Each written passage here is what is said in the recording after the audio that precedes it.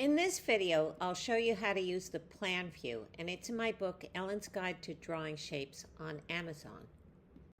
Orthographic projections represent three-dimensional images in 2 dimensions. Vertical projections, called elevations, are perpendicular to the ground. The front elevation is what we see when we walk up to a house. A section is a vertical slice here from A to B on plan. A side elevation is looking at the side of the house, like this. Horizontal projections are parallel to the ground.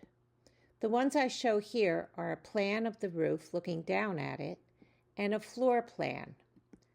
Projections meet at the ground line. Points where elements hit the ground line, here some in black dots, are called traces. The vertical projections connect to the part of the plan to which they belong. So the section connects to A and B on the plan, while the side connects to the right side of the plan. The front elevation, the side elevation, and the plan show 2 aspects of the height, length, and width. So the front elevation and the side elevation will give you the height. The front elevation and the plan will give you the length, and the side elevation and the plan will give you the width. This cube has a plan view where the borders are horizontal and vertical, and a perspective view which has converging lines. So how do we transfer this red design to the other sides? First, set up the 2 measuring lines with equal units and then draw the grid and determine where you want the design to be. Then find the grid on the top of the box by continuing these vertical lines as converging lines and draw the orange diagonal. And where that diagonal meets the black lines are positions of these blue horizontal lines. For the right side, continue these horizontal lines vertically down, and the front horizontal lines, continue them as converging lines. Now that the box is completely covered with a grid, find the design for each face of the box. For example, point A here is 2 blocks down and 1 block to the right. So point A prime here is 2 blocks down from the top and 1 block to the right. I want to transfer this front elevation of the house to the perspective view. So to do that, set up these vertical lines from important points on the front view to find these green dots on the measuring line. And these green dots are called traces. And then draw converging lines to the measuring point where you want the house to begin in perspective. And where these converging lines cross this lower yellow line, mark the position of these vertical lines. Then set up this diagonal that crosses important points in the front view, like the top left corner of this door and the lower left corner of this window. And then set up another diagonal here that crosses the top left corner of the door and the lower left corner of the window. And there you have it. I drew a design here in the square in the plan view, and I want to transfer it to the perspective view. So I set up a trapezoid converging toward the center of vision. And remember, a trapezoid has 2 sides that are parallel and 2 sides usually that are converging. And then we draw the grid in this perspective view using these 2 vanishing points. And then box by box, transfer each part of this design to the perspective view.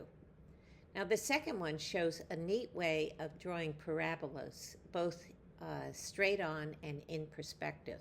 So decide where you want the parabola to be, and then you connect and you label all the points. And then, for example, you connect number 2 over here to number 8 over here. or number 3 here to number 7 over here. And when you do that, you get this parabola. And you can do the same thing in the perspective view. I used a grid here to draw stairs in perspective and to scale. So let's look at the distance between A and B, and that's easily determined by this vertical measuring line. And you can see that the distance from A to B is 5 units. The distance over here from A to B is also 5 units if you count these converging lines. Now, what about B to C? Well, if we look at this measuring line, it is 10 units. And how big is this B to C?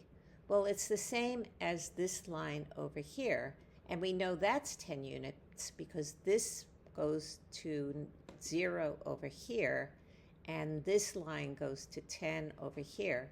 So B to C must also be 10 units.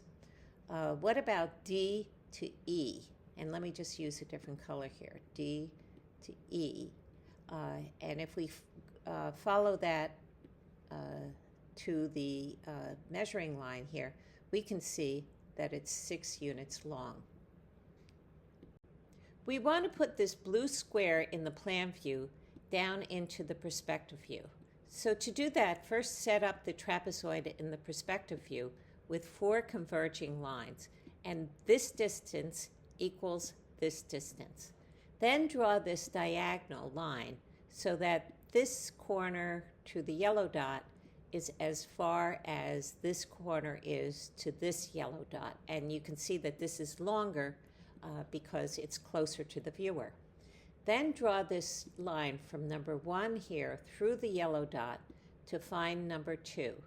And over here we draw a line from number 3 through the yellow dot to find number 4.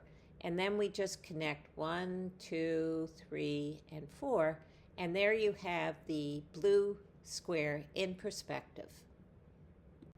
To draw this worm's eye view of a step pyramid, start with the main shape that goes to the uphill vanishing point and the downhill vanishing point.